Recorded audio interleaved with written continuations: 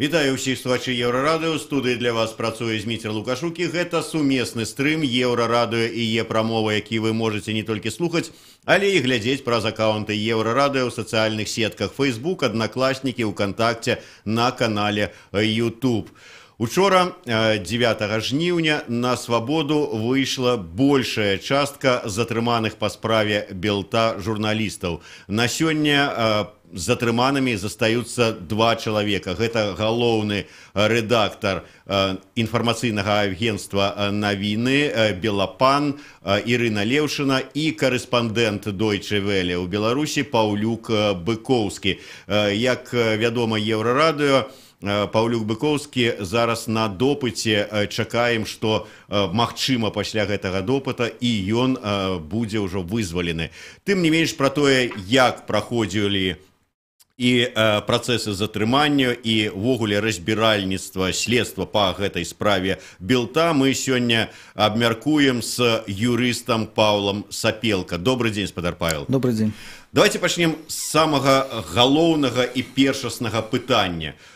Людзей затрымалі, а потым змясцілі ў изолятар часовага ўтрымання на 3 сутак. А ці была ў гэтым патрэба і ўвогуле ці можна гэта было рабіць у адпаведнасці з тым артыкулам, па якім ім абвінавачанне предъявили? Ну, для того, чтобы ответить на этот вопрос, надо сначала обратиться к понятию задержания. Задержание – это кратковременное содержание в установленном месте подозреваемого в совершении преступления. Кратковременного, вот определение этому понятию, например, дал Европейский суд по правам человека и пришел к выводу о том, что содержание свыше 48 часов нельзя считать кратковременным. Это уже первый вопрос. По этим нормам все журналисты уже должны быть на свободе. Наше же законодательство предусматривает возможность по некоторым составам аж до 10 суток содержать человека в режиме подозреваемого, просто как задержанного в изоляторе временного содержания. Дальше. Задержание производится в четко оговоренных в законе случаях. И они сводятся к каким вариантам? Либо это задержание по непосредственно возникшему подозрению в совершении преступления, то есть, ну вот, грубо говоря, драка происходит на улице, милиция приехала, схватила там 20 участников этой драки, и на период, пока они разбираются, кто там кого бил и кто там кого ударил настолько сильно, что там кто-то попал в больницу, вот эти люди задержаны. Разобрались, определили, кто совершил противоправное действие, и дальше идут следующие этапы уголовного процесса, то есть предъявление обвинения и так далее. Остальные идут домой. Здесь вот этого непосредственно возникшего подозрения в совершении преступления возникнуть просто не могло, потому что задержанию предшествовала определенная работа спецслужб, которая закончилась там определением подозреваемых. Но для того, чтобы выяснить отношение этих подозреваемых к выдвинутому подозрению, к вообще всей ситуации, совершенно не обязательно их задерживать. Далее там идут какие-то варианты по постановлению органа, ведущего уголовный процесс, но если комплексно анализировать уголовно-процессуальный закон, уголовно-процессуальный кодекс, то это совершенно не о той ситуации, в которой очутились журналисты. Это У меня возникает это пытание. Увогуле законно их затрымали на 3 суток ці не? На мой взгляд, нет. На мой взгляд, эта ситуация не подпадала под определение допустимых обстоятельств для кратковременного задержания. Чакайте, вот на все мои пытания, скажем, у следчым комитете отказывали. Рашэнне прымае следчы. Калі вы кажете зараз, что это было незаконное, то есть следчы прымаў незаконное рашэнне? Яны что, не ведают криминального кодекса, увогуле как бы законодавства? Вы знаете, большая проблема в том, что подозреваемые, обвиняемые так редко обжалуют те действия, которые им кажутся незаконными, что у правоохранительных органов создается впечатление полной своей вседозволенности и полной своей правоты. Поэтому первый совет – это обжаловать каждое незаконное действие. Особенно тогда, когда ты уже перевел дух, ты уже на свободе, и ты уже можешь взвешенно, там, с участием юриста принимать какие-то решения.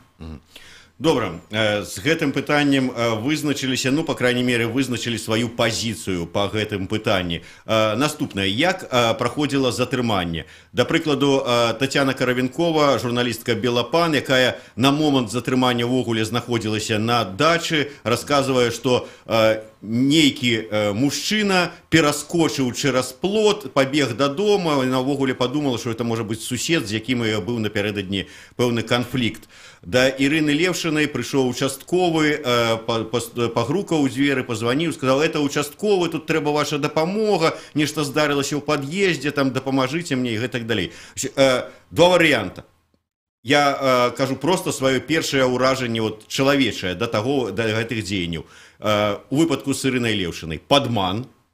То есть падманам праніклі ў кватэру. Другое, там ввогуле захоплівалі нейкіх тэрарыстаў, праз бар'еры пераскокваючы, там спецназ некуды бяжыць, некага лавіць. Наколькі вось гэта законна так рабіць? Я так разумею, што чалавек, калі ў цябе ёсць пастанова, ты робіш усё законна, прыйдзі, пастучы ў дзверы, назаві сваё месца працы, сваё прозвішча, пакажы пастанову там на вобшук. Всё. Я, убачыўшы пастанову, я не маю права не адчыніць дзверы і не пусціць людзей да сябе. Я так разумею ці не? Ну, большая проблема в том, что у нас очень часто вот это вот понятие законности, обоснованность идет по отдельности. То есть, когда вы все это изложите в жалобе, вот все то, что вы рассказали, вам скажут, что это все было сделано законно. То есть, законом, в том числе там, законом о органах внутренних дел, предусмотрено право сотрудников милиции так поступать. Но суд или кто там будет рассматривать эту жалобу забудет вторую составляющую – обоснованность, пропорциональность действий сотрудников органов внутренних дел. То есть, если все вот эти вот варианты допустимы, например, при задержании какого-то, ну, я не знаю, подозреваемого в убийстве, в совершении террористического акта, подозреваемого в том, что он может оказать серьезное сопротивление, то да, там можно придумать и историю про то, что течет потолок у соседей, что еще там какие-то варианты, забежать, там, бросить шумовую гранату или еще какие-то серьезные варианты силового захвата применить. Но пропорционально ли это будет в том случае? Конечно же, нет. И вот, к сожалению, при оценке действий сотрудников органов внутренних дел об этом на 99%, я уверен, суд или прокурор, или вышестоящий руководитель забудет. То есть эту оценку никто не даст. И в этом большая проблема. Мы глядим, скажем, там амерыканскія дэтэктывы, там як там паліцыя дзейнічае, і заўсёды ведаем такое права першага званка, аднаго званка дакладней, што, маўляў, цябе затрымалі, ты маеш права пазваніць там адвакату ці яшчэ каму-небудзь. І падаецца нам, вот я бы упэўнены, што ў мяне такое права таксама ёсць. Калі раптам па мяне прыйдуць, то я магу пазваніць альбо ў рэдакцыю, альбо там адвакату ці яшчэ каму. Тут мы маем што? У тым жа, з той жа самай Тацянай Каравенковай. Ёй не далі магчымасці ні пасля затрымання па дарозе з дачы да Мінска патэлефанаваць, ні па прыездзе да следчага ў следчы камітэт. Ёсць гэта права ў нас ці няма ўвогуле? Такого права на звонок нет. Есть право на то, чтобы орган, ведущий уголовный процесс, сообщил на работу родным, близким. Этот порядок определен. А там вызначена, калі ён павінен пра гэта паведаміць? Да, я боюсь ошибиться, но должен, одним словом. Тягом 3 суток? Нет, чуть-чуть пораньше, во всяком случае в этот же день. Но по сложившейся практике, ну, с этим часто сталкивались, что лежит какая-то справка в деле о том, что был звонок, там, например, на домашний телефон, там никто не ответил, поэтому уведомить не представилось возможным. Ну, что-то типа этого.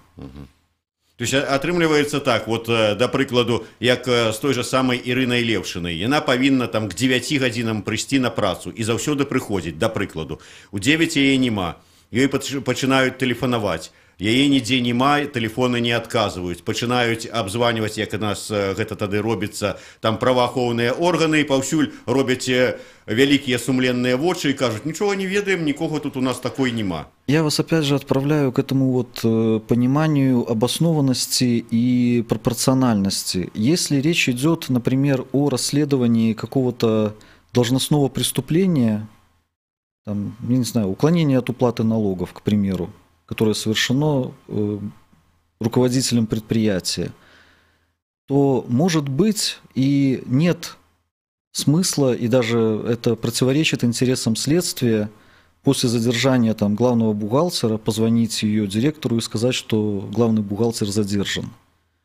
Потому что это воспрепятствует проведению расследования. Что в этот же момент директор начнет рвать документы, сжигать их или еще что-то делать.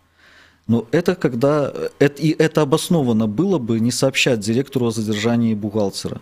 Но когда речь идет о задержании главного редактора в связи с претензиями к ней как к физическому лицу, как я понимаю, если во всяком случае так это декларируют представители Следственного комитета, то, безусловно, эта обязанность сообщить во всяком случае близким остается. Але яна не выконваецца, то есть няма такога нейкага абмежавання, што павінны паведаміць там цягам гадзіны пасля затрымання. Более длительный срок, я боюсь ошибиться, просто не хочу точно называть. То есть в любом выпадку как бы мне одразу позвонить. Я вам одно могу сказать, что когда человека оформляют его задержание, то ему разъясняют его права.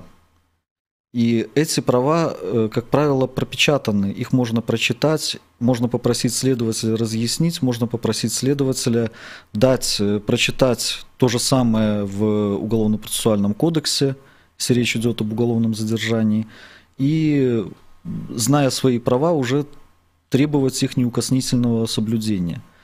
Некоторые, находясь в шоке от ситуации, вот эти вот формальные, так сказать, моменты опускают. Следователь дал протокол, его не глядя подписали, думая там о чем-то о своем. Так нельзя. То есть в любом выпадку треба захоўваць спакой і глядзець, што табе даюць падпісваць. Безусловно. Мы перервемся на невеличкую паузу. Зараз кароткі выпуск на Еўрарадыё, навіны. Павел Сапелка, Зміцер Лукашук, сумесны стрым Еўрарадыё і Е-прамова. Мы працягваем абмяркоўваць справу Белты. Наколькі правільна і законна дзейнічаюць следчыя падчас разбіральніцтва па гэтай справе. Слухайце Еўрарадыё.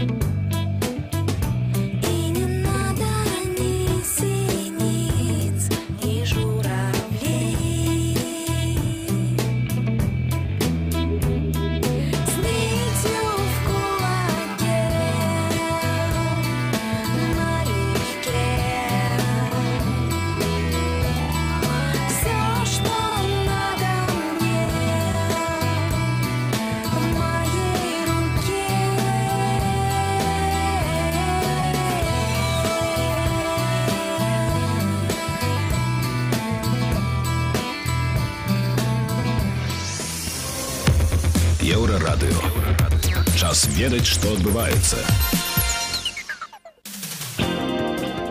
Вітаю каротка пра асноўныя падзеі. Журналістаў Быкоўскага, Каравянкова і Ілюшыну дапытваюць сёння ў следчым камітэце, пра што паведаміла ў Фейсбуку жонка Быкоўскага Вольга Быкоўская. Карэспандэнта Deutsche Welle пасля ператрусу дома, нагадаю, затрымалі 8 жніўня на 3 сутак. У яго статус падазраванага. Сёння ідзе і допыт выпушчанай напярэдадні Тацяны Каравянковай, а таксама Ірыны Ілюшыной. Пра гэта Белапану паведаміў яе адвакат. Маці загінулага салдата Александра Коржыча Святлана хоча, каб на судзе дапыталі і лекараў медроты, у сутарэннях якой Коржыча знайшлі павешаным, а таксама псіхолага часці. У Мінскім абласным судзе трэці дзень ідзе разгляд гэтай рэзананснай крымінальнай справы. Сёння працягваецца допыт пацярпелых. Між іншага, Святлана Коржыч задала пытанне, чаму на лаве падсудных няма афіцэраў, толькі 3 сяржанты. Расійскія вытворцы малочных прадуктаў карыстаюцца рэпутацыяй нашай краіны, каб прасоўваць свае вырабы. У Чувашыі вырабляюць малочныя прадукты пад брэндам «Світлагор'е» з надпісам «Беларускія традыцыі». Вытворца гэтай прадукцыі – завод «Ядрын Малако». Еўрарадыё звязалася з заводам і высветліла, што брэнд належыць кампаніі «Рускае малако», цалкам вырабляецца і распрацаваны расіянамі.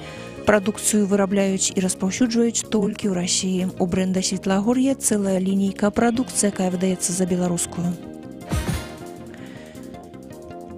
Сёння будзе да 34 градусаў, і гэтак да самага адвячорка, а заўтра ў нашай краіне пахаладае. Цыклон прыходзіць з Еўропы, нясе дажджы і пахаладанне. Ад 19 до 25 градусаў цяпла будзе ў дзень, перадае Белгідраметэацэнтр.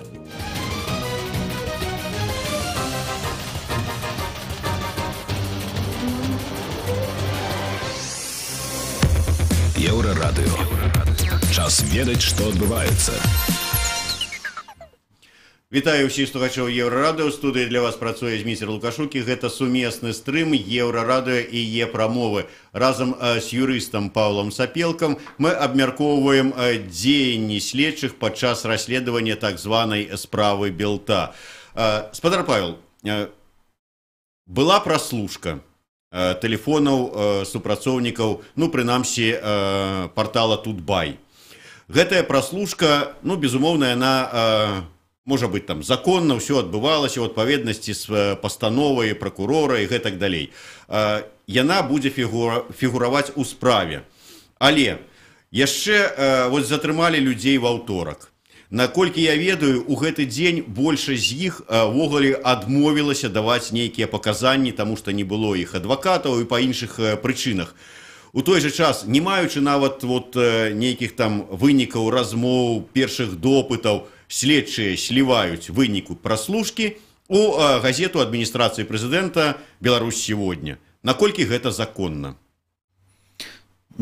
Опять же, наша любимая это две разные вещи, законно и обоснованно.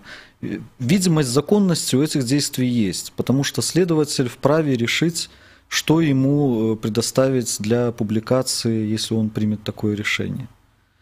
С одной стороны. С другой стороны, мы же выходим на понятие справедливого суда, и на один из элементов этого понятия это презумпцию невиновности. Люди еще не осуждены. Доказательства еще не стали предметом даже предъявленного обвинения. Они не рассмотрены судом, но уже являются общедоступными для каких-то обсуждений и принятия каких-то решений. Ведь это читают судьи, это читает публика, это читает прокурор. И какое формируется впечатление?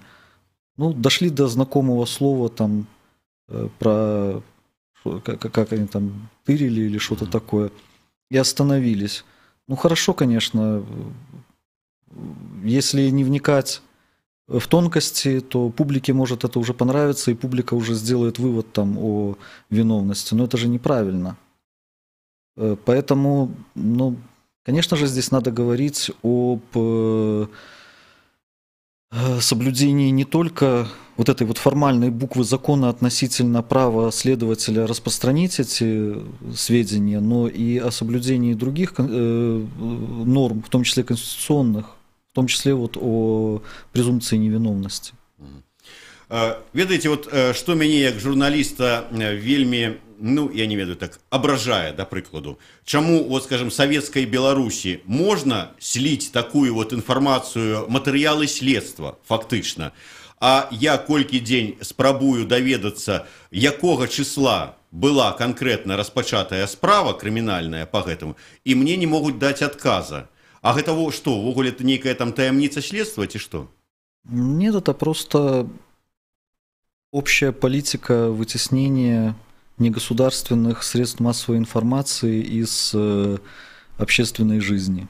То есть вам не дают возможность нормальным законным образом получать те сведения, которые вас интересуют как журналиста. И, соответственно, передавать их адресату, людям, вашим слушателям. Я вернуся до самого факта прослушки. Скажите, а увогуле могло такое быть, вот, что прослушка пачалася до того, як прыйшла заява от Белта об вот усіх этих вот дзеяннях, якая б дала подставы праваахоўным органам проводить проверку по факте? Ці не? Ну, мы сейчас вступаем на такую скользкую дорогу предположений, поэтому я бы сначала хотел бы покритиковать закон. Согласно нашему УПК, во-первых, санкционировать прослушивание телефонных переговоров вправе даже не суд и даже не прокурор, а по некоторым делам председатель КГБ и председатель Следственного комитета. То есть правом нарушить вот это вот святое, тайну, охраняемую законом личной переписки, личных телефонных переговоров, наделен орган, производящий расследование. Это уже не вписывается, собственно говоря, ни в какие рамки. И мы еще потом будем слышать, если это дело получит свое дальнейшее развитие, кто же и когда дал санкцию на прослушку. Санкция может быть дана и до возбуждения уголовного дела, если она служит основанием, если эти действия служат основанием для возбуждения уголовного дела. Это может производиться и в рамках оперативно-розыскной деятельности. Но опять же, как я уже говорил, в идеале санкцию должен давать суд.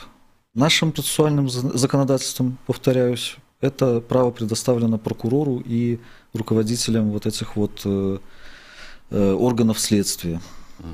Ввогуле атрымліваецца так, што калі вот, як вы кажаце, што санкцыю павінен даваць суд, але я так разумею, што ну, у нармальных краінах санкцыю на тое, каб змясціць чалавека пад варту, павінен даваць суд, на тое, каб, скажем, там працягнуць з 3 до 7 сутак утрымання пад вартай павінен даваць там суд ці прокурор і гэтак далей. У нас вот гэтае як?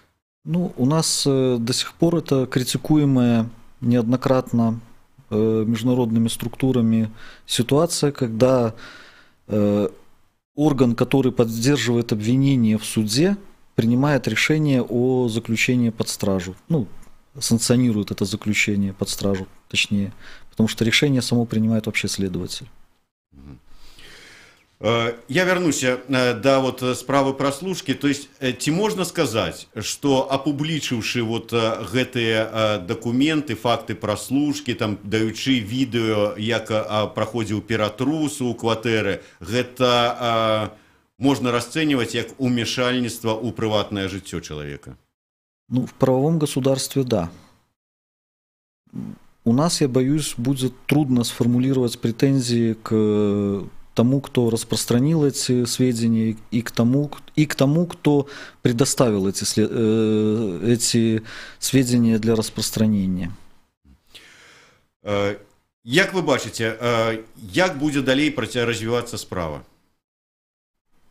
Ну, это, знаете, самое печальное, что она будет развиваться. Вот я к чему прихожу. Хотя, как мы видим, У нас очень часто руководствуются не правовыми соображениями, когда дело начинают и развивают, и точно так же на неправовых, таких же, не исключительно правовых основаниях его могут прекращать. Ну, тот случай, когда было бы это приятно, если бы его прекратили, но надо быть готовым к тому, что люди могут быть отпущены на свободу, но дело будет продолжаться. Вот гэты момант, да, сапраўды, то есть мы зараз учора радаваліся, што людзі нарэшце апынуліся на свабодзе, але ці не зарана радуемся? Вот я сёння размаўляў з Марынай Золатавай, віншаваў, і яна кажа: дзякуй, канешне, але можа быць рана радавацца. Вот наколькі гэты пессимизм ён мае пад сабой глебу?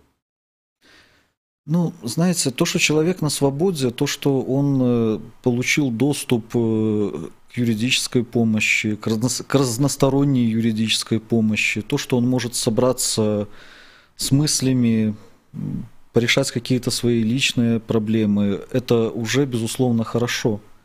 Потому что, когда человек задержан, когда он арестован, когда он находится в тюрьме, то у него все эти возможности в разы сокращены.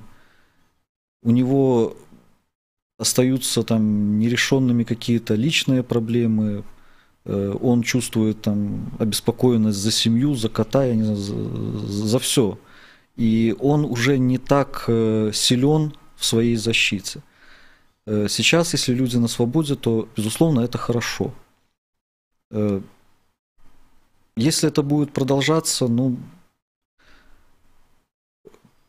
хорошо, конечно, предполагать, что обвинения основной массе журналистов, если останутся, то они не выйдут за рамки уже выдвинутого подозрения, то есть та же самая статья будет предъявляться, которая, в общем-то, относится к преступлениям, не представляющим большой общественной опасности, и предусматривает там массу альтернативных наказаний, не лишения свободы в том числе. Но если это будут приниматься решения еще и о преследовании по составом должностных преступлений, то, конечно, это уже будет несколько более печальная история.